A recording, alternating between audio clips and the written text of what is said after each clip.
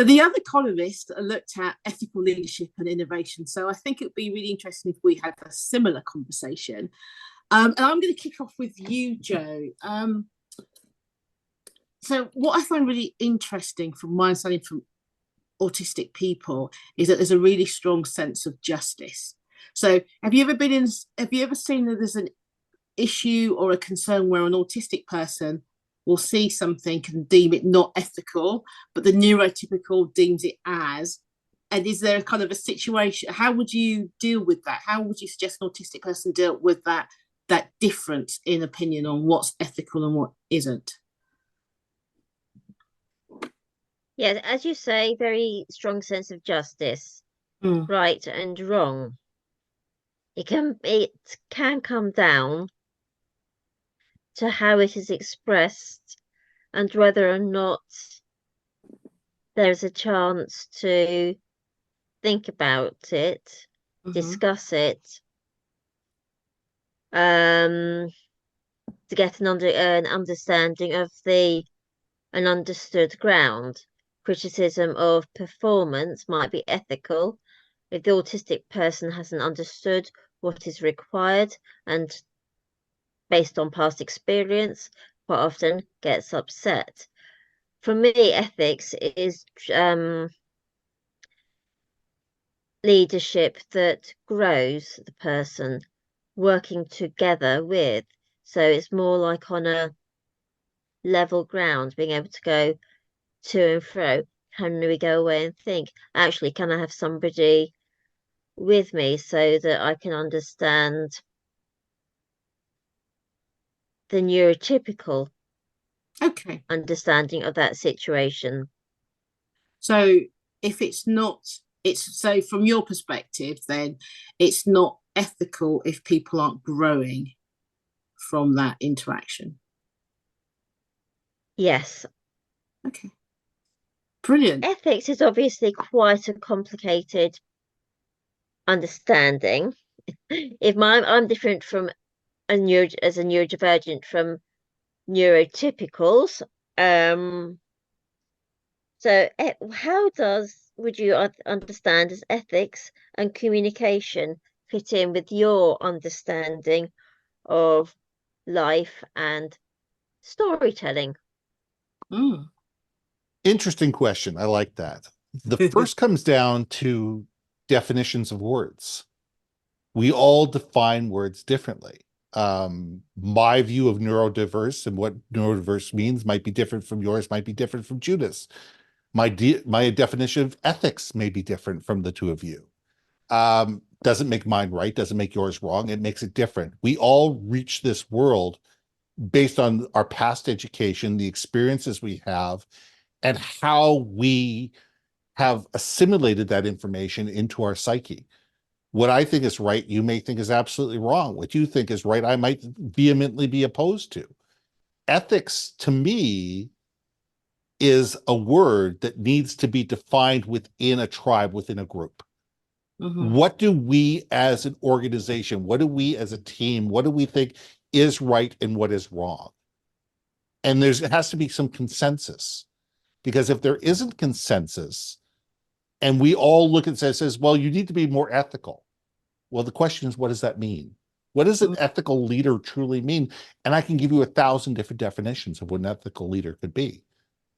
And until we as a group, because we're never going to decide this as a world, but as a small group that interacts with each other or interacts with different groups, you need to have a common language before you can define, is this something ethical or not ethical? You need to, as a group, you need to be able to decide what are the parameters of the conversation. Brilliant. I would like to see, what do you think from a leadership point of view? I mean, ethics and leadership is an interesting, concept, but how do you define ethics and leadership, and how does that make you a better leader by being more ethical, in your opinion? Oh, wow. I think I was nodding away for the first part, thinking, "Yep, that's easy to answer." And the second part, oh, that's a little bit harder to answer. Actually. Well, that's what I aim for. I think I think if we, like you were saying before, if we think about ethics being a collection of beliefs, and what's accepted and what's not accepted from the tribe, the community, then when we think about it in terms of leadership, well, it's almost like saying, if our company culture and values is such as this, then when you act within those things, you are ethical. An individual may have a different understanding of what ethical actually means. You could work in, if we look around, we'll see many things where society has deemed to be right and ethical, and as a person you may not agree to do that. So that's how I think in terms of like ethical leadership tends to be, if we were going to be a purist, leading within the confines of what the group says is ethical or not. I think what we sometimes allude to is maybe the morality of an individual. You know, is my ethics okay and aligned to the group? And I think that makes it a lot harder. Does it make you better leader to be ethical? Well, it depends on whose ethics that you're working on. If you was working in Lehman Brothers, for example, the ethical standpoint there may well be quite different from what the rest of the world was considering as ethical. So in that environment, then yes, you may well be really ethical. And then you stepped outside it and people are saying, no, you're not. I think like with most things, leadership is personal. And I think understanding where your own ethics and values are and whether you can be aligned to the others can make the biggest difference. What do you think, Ben? Does that make sense to you? It does. I mean, but it's also sitting there going, as a leader, do my personal ethics get in the way of me being a good leader? If you are within a situation where your biases and your sense of right and wrong is diametrically opposed to the ideas within the people that you lead, how do you make that into an aggregate? How do you bring all that together? Because there's those challenges of sitting there going, how do we get people on the same page to be able to sit there and say, you believe X, I believe Y. There's nothing wrong with understanding, but where do we find the common ground? Yeah, I think the common ground in an organization lies within the values of the organization, and that's the aligning point. So if you're an organization that values honesty, compassion, and something, being impactful, for example, then everything that you do needs to fit within those value sets, and that would be determined on what would become ethical in that environment.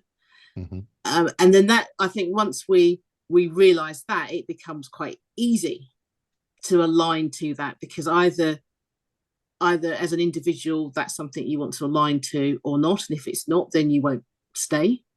And as an organization, as individuals that don't fit in that spot, then they will need to exit the situation if you can't align them. But I think we get confused when we forget that's the point of having the company culture and the company values in the first place, so that we don't argue over what's right and what's wrong, because if it's not fitting the values, then it's wrong. And I was wondering, Joe, in terms of autistic individuals, do you think there might be times when there's a lack of, like, neurotypicals don't make it clear, because not every company has like written values? Could you think that might cause some issues? Yes, indeed. Even where there are written values, you're not always actually regularly reminded of them. And our understanding of what those values are may actually differ from how the company mean it. And we may think, actually, we may not actually quite fit in with what those are, and which can cause misunderstandings. And sometimes we may have a very clear way of how maybe things, how we see the world, and you just simply forget what it is. We get into our own little ways. I think, thank you for that. I think it then, Ben, it comes back to your point really about effective communication, because I know obviously you're all about aligning that in teams. Absolutely. So yeah, do you have any ideas on how to resolve that issue that Jane was talking about? Yeah, I mean, I get so many companies where leadership says, well, can you fix our teams? And the answer is no. The answer is we need to fix you before we can fix your teams. Values are wonderful things until they're not lived. And most organizations go away. They create mission, vision, value statements. They have a wonderful weekend. They play a couple rounds of golf. They, put wonderful words on pieces of paper. They come back, they put it on 200-point font on the wall, and then they never live it. Or they really never define it. They sit there and say, employees are important to us. Okay, but what does that mean in terms of our day-to-day living within the organization? How do we get employees to believe that we care about them?